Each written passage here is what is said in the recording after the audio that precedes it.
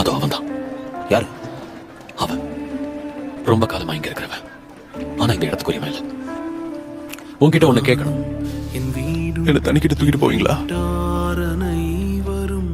ஐயா, தண்ணீர் கலங்கும் போது என்னை குளத்தில் இறக்கிவிட ஆளே இல்லை ஐயா.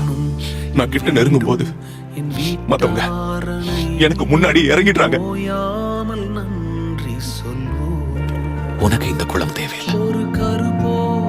உனக்கு தேவை நான் மட்டும்தான். அதனால குணமாகணும்னு நீ விரும்புறியா? அப்ப நீ எழுந்து உன் படுக்கையை எடுத்துக்கிட்டு நடந்து போ. என்னை சிதையாமல் சுமந்தீரே நன்றி.